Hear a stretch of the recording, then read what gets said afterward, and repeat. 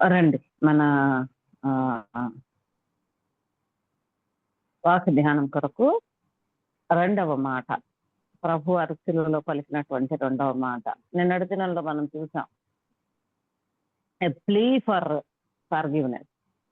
ఆయన వేడుకున్నాడు, తండ్రిని వేడుకున్నాడు మనందరి క్షమాపణ కొరకు. వేడుకోలు మనం చూసాం. రెండవదిగా ప్రామిస్ ఆఫ్ సాల్వేషన్. రెండవ ప్లీ ఏంటంటే ప్రామిస్ ఆఫ్ సాల్వేషన్, మరి రక్షణ గురించినటువంటి వాగ్దానం. మనం ఇక్కడ రెండవ మాటలో మనం చూస్తా ఉన్నాం. ఆ రెండవ మాట ఆయన పలికిన యొక్క రెఫరెన్స్ ఏంటంటే లూకా 23:43. లూకా 23:43. ఒకసారి ఎవరన్నా చదవండి, ఈలోపు నేను ముందుకు వెళ్తాను. మనం అక్కడ చూస్తాం. అందుకు ఆయన వానితో, నేడు నీవు నాతో కూడా పరదేశంలో ఉందువని నిశ్చయముగా నీతో చెప్పుచున్నాను నేను. ఓకే, నిశ్చయముగా నేడు నీవు, మనం గమనించాల్సినటువంటి మాటలు. Truly I say to you అని ఉంటుంది ఇంగ్లీష్ లో, అంటే నిశ్చయంగా అనేది వచ్చింది మనకు తెలియదు. ఓకే, అక్కడ ఒక దొంగ యొక్క విశ్వాసము ఏ విధంగా మరి ప్రతిఫలాన్ని చూసిందో, ఏ విధంగా గౌరవించబడిందో మనం చూస్తా ఉన్నాం. మరి ఈయన ఒక నేరస్తుడు, మరి యేసుక్రీస్తు ప్రభు వారిని మరి విచారకరంగా ఇద్దరు నేరస్తుల మధ్యలో మరి సిలువ వేశారు. నిన్నటి దినంలో కూడా ప్రజలు యేసుక్రీస్తు ప్రభు వారికి బదులుగా నేరస్తుడిని వదిలిపెట్టమని కేకలు వేశారు. మరి ఈ రోజు కూడా, అంటే రెండవ మాటను పలుకుతున్నప్పుడు కూడా ఆయన నేరస్తుల మధ్యలోనే ఉన్నాడు. సో ఆయన జీవితం నేరస్తులతో ఎంతగా ముడిపడిందో మనకి అర్థమవుతా ఉంటుంది. ఆయన పాపులతోనూ, నేరం చేసేవారితో, మరి దోపిడీ చేసినటువంటి వారితో, మరి ఎట్లా ఆయన యొక్క జీవితం అంతా కూడా వాళ్ళతో కలిసి బ్రతికాడో, ఆయన మరణంలో కూడా మరి ఆ నేరస్తుల్నే ఆయన క్షమించుకుంటా వచ్చాడు. బరబ్బా బదులుగా ఆయన చనిపోయాడు. మరి ఇక్కడ కూడా ఆ దృశ్యాన్ని మనం చూస్తే గనక, మరి ఇద్దరు నేరస్తులు ఆయనతో పాటు కుడివైపున ఒకళ్ళు, ఎడమ వైపున ఒకళ్ళు మరి సిలువ వేయబడ్డారు. అయితే అందులో ఒక నేరస్తుడు మాత్రం యేసుక్రీస్తు ప్రభు వారిని మరి సవాల్ చేస్తా ఉన్నాడు. అంటే అపహాస్యంతో కూడినటువంటి సవాల్ చేస్తా ఉన్నాడు, అపహాస్యం చేస్తా ఉన్నాడు. కానీ వేరొక నేరస్తుడిని మనం చూసినప్పుడు, మరి యేసుక్రీస్తు ప్రభు వారు ఏ తప్పు చేయలేదు, ఆయన చేయనటువంటి తప్పుకి శిక్షను అనుభవిస్తా ఉన్నాడు మరి అనే విషయాన్ని గుర్తించాడు. అంత మాత్రమే కాకుండా ఆయన యొక్క పరలోక సంబంధమైనటువంటి అధికారాన్ని కూడా మరి గుర్తించాడు ఆ రెండవ దొంగ. మరి అందుకనే ఆ యొక్క విశ్వాసంతో మరి ఆ మాటని అడిగినట్లుగా మనం చూస్తాం. విశ్వాసంతో ఆయన్ని వేడుకున్నట్లుగా మనం చూస్తాం. మరి అంతకుముందు 42వ వచనంలో ఆయన ఏమంటా ఉన్నాడంటే, యేసు మరి నన్ను గుర్తు చేసుకో, నీవు నీ రాజ్యంతో వచ్చినప్పుడు నన్ను గుర్తు చేసుకో అని అంటా ఉన్నాడు. అంటే ఆ మాటలో ఎన్ని రకాలైనటువంటి గ్రహింపులు ఉన్నాయో మనకు అర్థమవుతా ఉంటది. మరి ఆయన రాజుని, ఆయన రాజ్యంతో ఆయన వస్తాడు అని ఆ యొక్క దొంగ ఎరుగుతా ఉన్నాడు, నమ్ముతా ఉన్నాడు. నమ్మి మరి ఆయన్ని ఆ మాట పలుకుతా ఉన్నాడు. మరి నిజానికి చూసినట్లయితే ఆయనకి పరలోక సంబంధమైన అధికారం ఉంది అని ఎరిగినటువంటి ఆ దొంగ మరి సిలువలో అతను కూడా ఈక్వల్ గా బాధపడతా ఉన్నాడు యేసుక్రీస్తు ప్రభులానే. సిలువ వేశారు కాబట్టి లేకపోతే ఎంత కొంత తక్కువ బాధపడతా ఉన్నాడు. ఎందుకంటే వాళ్ళని కొరడాలతో కొట్టుండ్రు, ముళ్ళ కిరీటం పెట్టుండ్రు, మేబీ మేకులు కూడా కొట్టుండ్రేమో, ఆ చేతులు కాళ్ళు కట్టేస్తుంటారేమో, మనకు సరిగ్గా పూర్తిగా తెలియదు. కానీ మరి తన యొక్క ఆ బాధ నుంచి విడుదల చేయమని అడగట్ల. మరణించిన తర్వాత కావలసినటువంటి కనికరం కొరకు వేడుకుంటా ఉన్నాడు. మరణించిన తర్వాత తనకు కావాల్సిన కనికరం కొరకు ఆయన వేడుకుంటా ఉన్నాడు. అయితే యేసుక్రీస్తు ప్రభు వారు క్షణం కూడా ఆలస్యం లేకుండా ఆయన మరి ఉత్తరం ఇచ్చినట్లుగా మనం చూస్తాం. ఆయన అంటా ఉన్నాడు 23:43లో, నిశ్చయంగా నీవు నేడే నాతో కూడా పరదైసుల్లో ఉండు అని అంటా ఉన్నాడు. అంటే అక్కడ ఒక వాగ్దానం స్థిరపరచబడతా ఉంది. ఏంటి అంటే ఆ వాగ్దానం, రక్షణ అనేది కేవలము విశ్వాసం మీద ఆధారపడుతుంది. మంచి పనులు చేయడం వలన రాదు. ఇక్కడ ఒక వ్యక్తి యొక్క చివరి క్షణాల్లో ఆ పరలోక సంబంధమైనటువంటి కృపని పొందుకుంటా ఉన్నాడు. అది మనం చూస్తా ఉన్నాం. నిజానికి ఈ దొంగకి మరి మతపరమైనటువంటి కర్మకాండాలు చేయడానికి టైం లేదు, బలులు అర్పించడానికి టైం లేదు, ఇంకా ఇంకేదన్నా చేయాలి అంటే దానికి కూడా టైం లేదు, మరి మతపరమైనటువంటి కార్యాలు చేయడానికి టైం లేదు. కానీ కేవలం యేసుక్రీస్తు ప్రభు వారు విశ్వాసాన్ని చూపించాడు. కేవలం యేసుక్రీస్తు ప్రభు వారి మీద విశ్వాసాన్ని చూపించాడు అంతే. హి సింప్లీ ట్రస్టెడ్ జీసస్. విశ్వాసము అనేది మాత్రమే అతని హృదయంలోంచి బయటకు వచ్చింది. మరి చూసినట్లయితే ఆ విశ్వాసమే అతని యొక్క నిత్య జీవానికి, లేకపోతే నిత్యమైనటువంటి స్థలాలకి ఆ విశ్వాసమే ఆయన్ని తీసుకుని వెళ్ళింది. ఆ దొంగ యొక్క కథ మనకేమి ప్రత్యక్షపరుస్తుంది అంటే, రక్షణ ఒక వరం, అంతేగాని మనం ఏదో సంపాదించుకునే విషయం కాదు అది. యేసుక్రీస్తు ప్రభు వారు ఆయన్ని మరి నిరాకరించాల. ఆయన పాపాల గురించి ఎంత పెద్ద లిస్ట్ ఉంది కదా నీ పాపం, ఇవన్నీ ప్రాయశ్చిత్తం లేకుండా ఎట్లా అని ఆయన అడగల.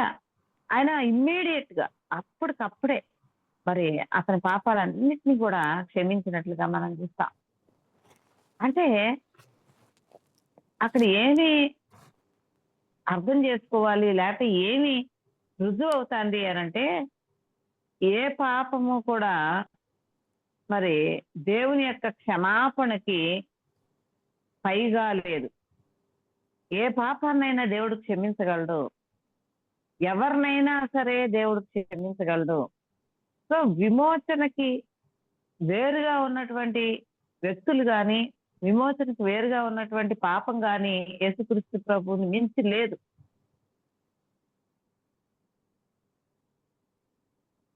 ఆయన ఇచ్చినటువంటి జవాబు మన అందరికీ కూడా, లేకపోతే ప్రతి పాపికి కూడా ఏమి భరోసా ఇస్తుంది అంటే, దేవుని యొక్క కృప ప్రతి నిమిషము మనకి అందుబాటులో ఉంది. అది చనిపోయే ముందు నిమిషమా, పుట్టిన తర్వాత నిమిషమా, ఏదైనా కావచ్చు, మధ్యస్థంగా ఉన్న జీవితమా, ఏదైనా కావచ్చు. కానీ ఆయన కృప మాత్రం ప్రతి వారికి కూడా మరి అందుబాటులో ఉంది అనే విషయాన్ని మనం అర్థం చేసుకోవాలి. మరి ఆ యొక్క క్షణం మరి యేసుక్రీస్తు ప్రభు వారి మరి చూపించినటువంటి అధికారాన్ని మనం చూస్తాం.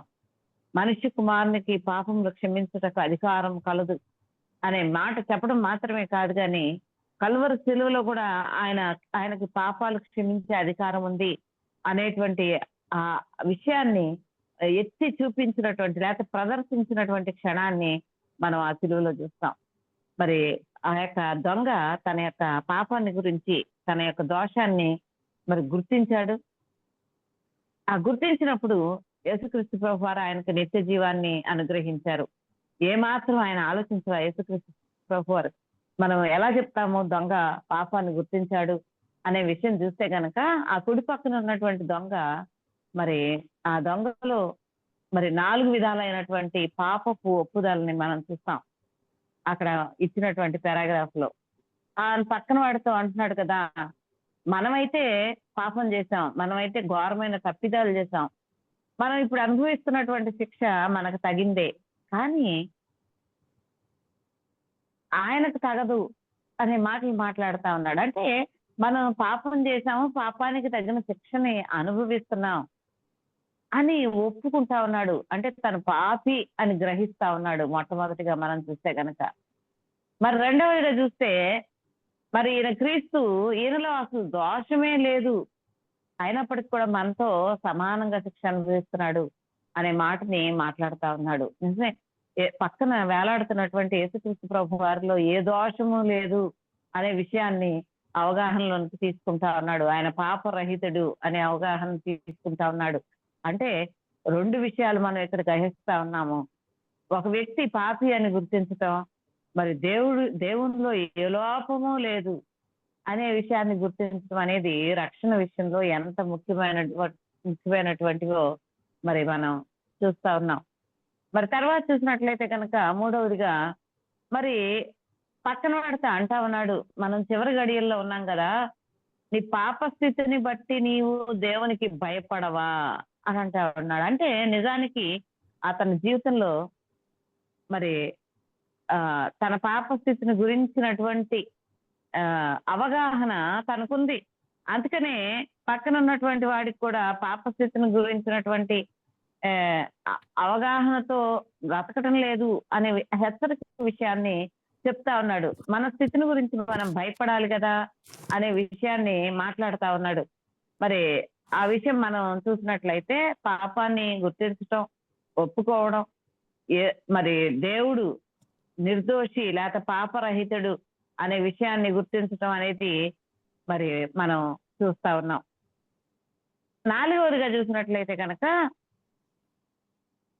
యేసుక్రీస్తు ప్రభు ఏమై ఉన్నాడు అనేది గుర్తిస్తా ఉన్నాడు. దేవుని కుమారుడు, పరలోకానికి అధిపతి అని నమ్మాడు. అందుకనే అంటున్నాడు, నువ్వు మరలా వస్తావు. అంటే ఎట్లా మరలా వస్తాడు అని నమ్మాడు? నువ్వు వచ్చినప్పుడు నన్ను జ్ఞాపకం చేసుకో అని అంటా ఉన్నాడు. ఎట్లా మరలా వస్తాడని నమ్మాడు ఆయన? ఎందుకంటే దేవుడు ఆయన్ని మరణం నుంచి లేపుతాడు, మరి మరలా అధికారం ఇస్తాడు. సో ఆయన తిరిగి తన వారందరినీ వెంట పెట్టుకొని అధికారంతో మరలొస్తాడు. అప్పుడు నన్ను జ్ఞాపకం చేసుకో అంటున్నాడు. అంటే పాపం తను దేవుడు, అంటే యేసుక్రీస్తు ప్రభు వెంటనే తను క్షమిస్తాడు అని అర్థం చేసుకున్నాడో లేదో మనకు తెలియదు, కానీ ఆయన ఆయన కూడా చనిపోతాడు, దేవుడు ఆయన్ని లేపుతాడు, ఆయన అధికారం ఇస్తాడు, ఆయన అధికారంతో తిరిగి వస్తాడు అనే విషయాలు, ఎంత లోతైనటువంటి ఆత్మీయ విషయాలని ఆ దొంగ మరి నమ్మాడో మనం చూస్తా ఉన్నాం. మరి అందుకనే అంటున్నాడు, నువ్వు వచ్చేటప్పుడు నన్ను కూడా నన్ను జ్ఞాపకం చేసుకో అని అంటున్నాడు. మరి తనకి మారు మనసు వచ్చింది. కలిగినటువంటి మారు మనసులో పరలోక రాజ్యాన్ని చూస్తా ఉన్నాడు. మరి నలిగినటువంటి హృదయంతో ఆ పరలోక రాజ్యం కొరకు వినయంతో అర్థిస్తా ఉన్నాడు ప్రభుని. మరి చూసినట్లయితే మరి ఆ గ్రహింపుతో దేవుని యొక్క చేతులకు తను అప్పగించుకోవటం వలన ఆ గొప్ప రక్షణని మరి ఆ రెండవ దొంగ మరి తను ఆ రక్షణని పొందుకుంటా ఉన్నాడు. నిజమే, తను ఇందాక చెప్పినట్లుగా మరి ఏ రకమైనటువంటి కార్యక్రమాలు చేయలే, క్రతువులు చేయలే, బల్లర్పించలా, లేకపోతే పాప ప్రాయశ్చిత్తం చేయలే, ఏ రకమైనటువంటి పనులు చేయలే. ఆయనకు అసలు ఏ రకమైనటువంటి అవకాశం కూడా లేదు. బాప్తిసం కూడా తీసుకోలే. మనం అందరం అనుకునేట్టు అదే రక్షణ అని చాలా మంది అనుకుంటారు, కానీ బాప్తిసం రక్షణ కాదు. ఈ రకమైనటువంటి మారు మనసే రక్షణ. ఎప్పుడైతే మనం పాపి అని గ్రహించి మరి దేవుడు మరి ఆయన గొప్పవాడు, పాపాన్ని క్షమించగలడు అని గుర్తించి దేవుణ్ణి వేడుకుంటామో మన పాప క్షమాపణ కొరకు, అది నిజమైనటువంటి రక్షణ. ఆయన వెంటనే మరి నిశ్చయతని అనుగ్రహిస్తా ఉన్నాడు మనకి. ఎప్పుడైతే మనం వేడుకుంటా ఉన్నామో ఆ క్షణంలోనే మరి నిశ్చయతను అనుగ్రహిస్తా ఉన్నాడు. ఇక్కడ దొంగకు కూడా అదే అన్నాడు. ఆయన వెంటనే అన్నాడు, నీవు నాతో కూడా ఈ రోజే పరదేశంలో ఉంటావు అనే మాటని మాట్లాడినట్టుగా మనం చూస్తున్నాం. అది రక్షణ. బాప్తిసం తీసుకోవడం రక్షణ కాదండి. దాన్ని చాలా గట్టిగా విషయాన్ని అర్థం చేసుకోవాలి మనందరం కూడా. ఇంకా అదే రక్షణ అని మాట్లాడే వాళ్ళు మనలో కూడా చాలా మంది ఉన్నారు. బాప్తిస్మము దేవుని యొక్క ఆజ్ఞ మాత్రమే గాని అది రక్షణను కలిగించదు. నువ్వెన్ని సార్లు మునిగినా గాని రక్షణ రాదు.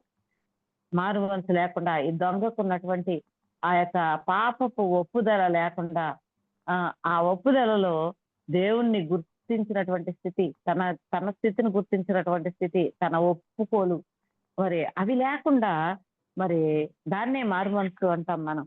అవి లేకుండా రక్షణ రాదు. అయితే మరి ఆ క్షణంలోనే మరి యేసుక్రీస్తు ప్రభువారు తనకున్నటువంటి పాపాలు క్షమించే అధికారాన్ని మరి ఆయన బహిరంగపరిచారు.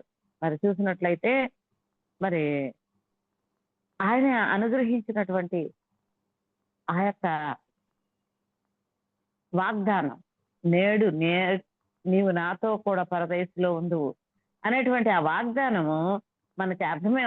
దేవుని యొక్క మరి గుణగణాలని మనకి ప్రచురిస్తుంది. ఆయన యొక్క గాడ్స్ నేచర్, ఆయన లక్షణాలని మనకు అర్థం చెప్తుంది. ఏంటి అంటే ఆయన మరి కృప చూపుట యందు ధనవంతుడు, ప్రేమించుట యందు అపారమైనటువంటి ప్రేమను కలిగిన వాడు, rich in mercy and abundant in love అని మనం దేవుని యొక్క గుణాలని మనం అర్థం చేసుకుంటాం. మరి విశాలమైనటువంటి ప్రేమ, మరి గొప్ప కృప కలిగినటువంటి దేవుడు. మరి చూసినట్లయితే అదే క్షణంలో యేసుక్రీస్తు ప్రభువారు న్యాయాన్ని తప్పిపోల. ఆయన న్యాయాన్ని పక్కన పెట్టేసి దొంగని క్షమించేలా ఆయన మరి తన యొక్క శిలువ మరణం ద్వారా, తన త్యాగం ద్వారా ఆయన ఆ యొక్క న్యాయాన్ని మరి నెరవేర్చినట్లుగా మనం చూస్తా ఉన్నాం. మరి చూసినట్లయితే ఈ యొక్క దొంగ యొక్క విశ్వాసం మనకి ఏం గుర్తు చేస్తుంది అంటే, మరి దేవుడు సంపూర్ణతను కోరుకోవట్లా మన నుంచి. పర్ఫెక్షన్ అవ్వాలి, మనం ఒక పర్ఫెక్ట్ మనిషి అవ్వాలని ఆయన ఎప్పుడు దేవుడు కోరుకునేది ఏంటి అంటే పశ్చాత్తాపపడే హృదయం. ఈవెన్ విశ్వాసుల్లో కూడా దేవుడు కోరుకునేది ఏంటంటే పర్ఫెక్షన్ కాదు, సంపూర్ణత కాదు. ఎందుకంటే మనం ఎప్పుడు సంపూర్ణం అవుతామంటే ఆయన వచ్చినప్పుడు, ఆయన మనల్ని మన యొక్క మంటి దేహాన్ని మహిమ దేహంగా మార్చినప్పుడే మనం సంపూర్ణులం అవుతాం. మరి అయితే ఈ లోపు మనం చనిపోయి మరి సమాధి చేయబడితే ఆయన వచ్చేలోపు మరి ఆయన తిరిగి లేపుతాడు. లేపినప్పుడు మన క్షయమైపోయినటువంటి శరీరము అక్షయముగా లేస్తుంది, అంటే మహిమ స్వరూపంతో లేస్తుంది. అది ఎంత గొప్ప హెచ్చుదల, ఎంత గొప్పగా దేవుడు మనల్ని హెచ్చిస్తా ఉంటాడు. కాబట్టి మనకు కావాల్సింది పర్ఫెక్షన్ కాదు, సంపూర్ణత కాదు, అన్ని రకాలుగా రైట్ గా ఉండాలనేది కాదు, అన్ని రకాలుగా కరెక్ట్ గా జీవించాలి అన్ని విషయాల్లో అనేది కాదు దేవుడు మనలోంచి కోరుకునేది. కానీ ఒక పశ్చాత్తాపడే హృదయాన్ని ఆయన తప్పకుండా కోరుకుంటాడు. ఎందుకంటే మనం విశ్వాసులమైనప్పటికీ కూడా మనం చేసేటువంటి పాపాల విషయంలో మరి అది తెలియక చేసావా, తెలిసి చేసావా, తెలియక చేసి గుర్తించావా, వీటన్నిటిని బట్టి కాదు. కానీ దేవుడు పక్కాగా అంటే మరి ఆయన కోరుకునేది ఏంటి అంటే పశ్చాత్తాపడే హృదయాన్ని. మరి అందుకనే యేసుక్రీస్తు ప్రభు వారి యొక్క కృప మరి ఒక శిక్షించబడవలసినటువంటి నేరస్తుని మరి ఒక విమోచించబడినటువంటి ఆత్మగా మార్చింది. నిజమే, శిక్షించబడాల్సిన నేరస్తుడు విమోచించబడినటువంటి ఆత్మగా అయ్యాడు.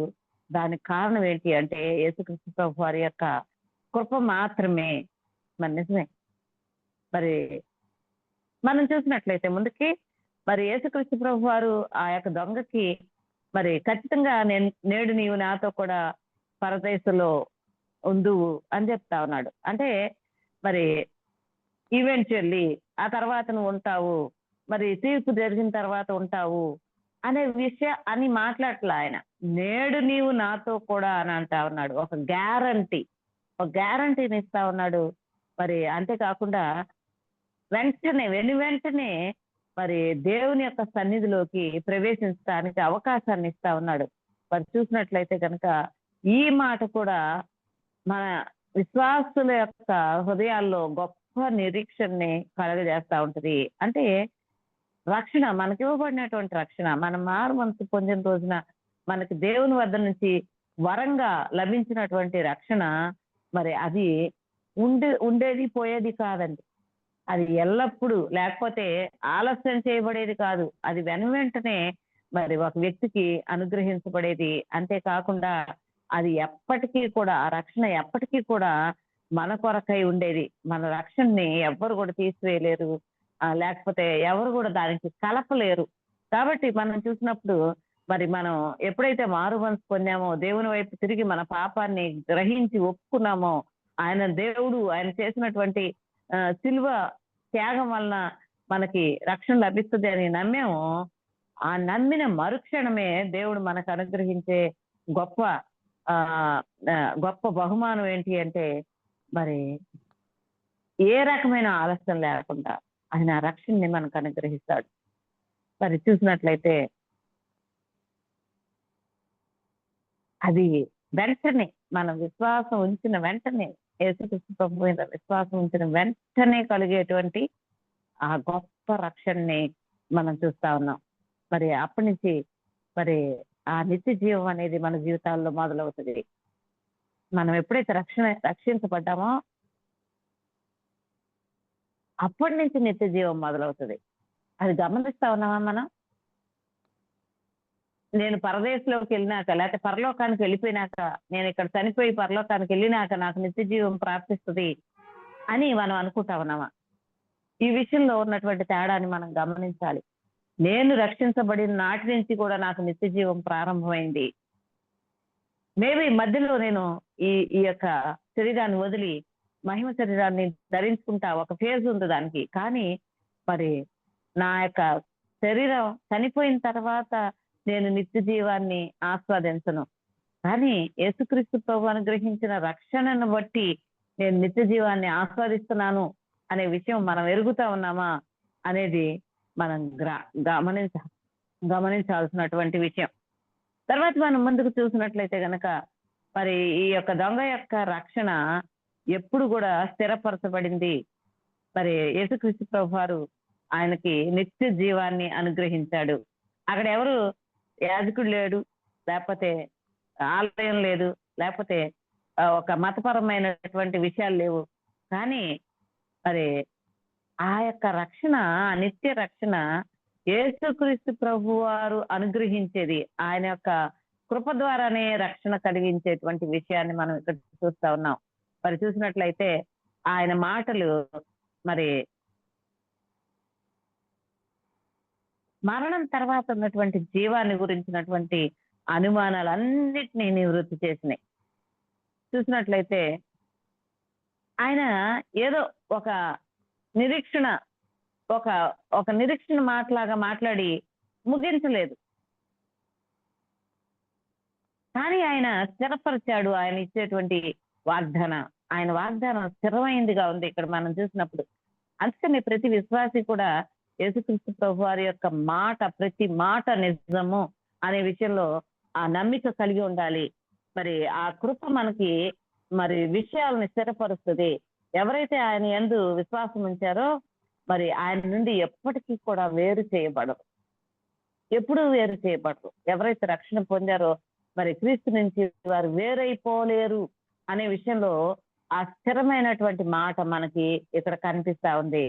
మరి అంతేకాకుండా ఆ నిమిషం ఎలాంటి నిమిషం అంటే మరి ఆ శిలువ మరి సువార్త యొక్క హృదయాన్ని, సువార్త యొక్క కోర్ని, లేకపోతే ముఖ్యమైన విషయాలు, సువార్తలో ముఖ్యమైన విషయాన్ని ప్రత్యక్షపరుస్తా ఉంది.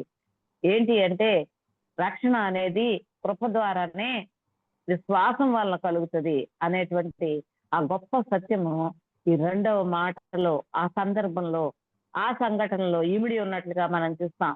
మరి చూసినట్లయితే కనుక మరి ఆ యొక్క దొంగకి యేసుక్రీస్తు ప్రభువుకి అర్పించడానికి దొంగ దగ్గర ఏమీ లేవు.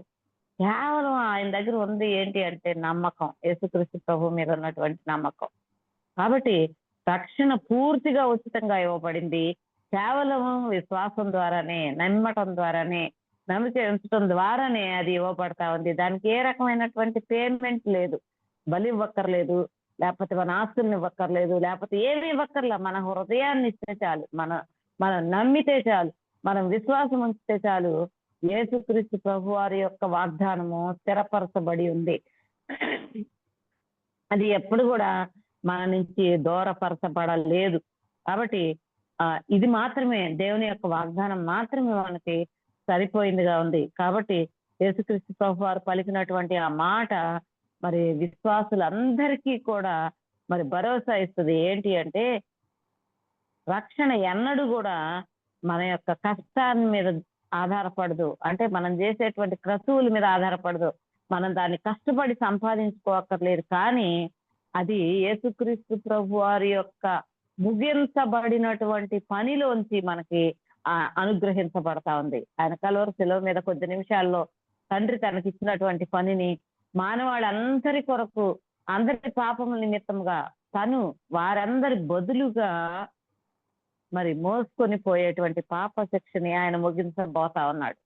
ఆ ముగించబడినటువంటి యేసుక్రీస్తు ప్రభు వారు చేసినటువంటి సంపూర్ణమైన కార్యం వల్లనే మనకి రక్షణ దొరికింది. కానీ మన సొంత పనుల వలన కాదు, మన కష్టం వలన కాదు, మరి ఇంకా దేని వలన కూడా కాదు అనే విషయాన్ని గుర్తిద్దాం. మరి చూసినట్లయితే ఆ దొంగ యొక్క మరి కథ మనకి ప్రతిసారి గుర్తు చేసేది ఏంటిది అంటే, ఆ దొంగ దేవుని యొక్క కనికరానికి ఒక సాక్ష్యం. అంతేకాకుండా ఒక రుజువు. ఏం రుజువు చేస్తున్నాడు ఆయన అంటే, ఎవరైనా సరే, ఎట్లాంటి వాళ్ళైనా సరే యేసుక్రీస్తు వైపుకు తిరిగితే వారు ఆ గొప్ప నిత్య జీవాన్ని సంపాదించుకుంటారు అనే విషయాన్ని మరి ఆ దొంగ కథ, ఆ దొంగ మనకి గుర్తు చేస్తా ఉన్నాడు. మరి కాబట్టి మరి ఆ గొప్ప రాజ్యం కొరకు భక్తి శ్రద్ధలతో, అంటే మనం సంపాదించుకున్నది ఎంత గొప్పదో మనకి అర్థం అవ్వాలి. ఎంత చులకనగా చూస్తామో మనకు అనుగ్రహించబడిన రక్షణని. చాలాసార్లు మనం మన బంధువుల్లోకి వెళ్ళి మనం ఆ మాట ఈ మాట మాట్లాడతాము. వాళ్ళ వరుసలో వాళ్ళ యొక్క పాత్రలో మనం కూడా కలిసిపోవాలి.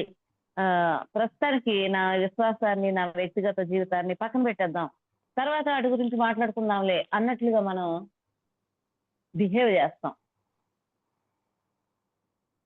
అంటే కొన్ని సందర్భాల్లో మన ప్రవర్తన ఎలా ఉంటుందంటే, మీలాంటి వాళ్ళు మేము మీలాగానే అన్నట్లుగా మరి మనం మాట్లాడతాము, మనం ప్రవర్తిస్తాం.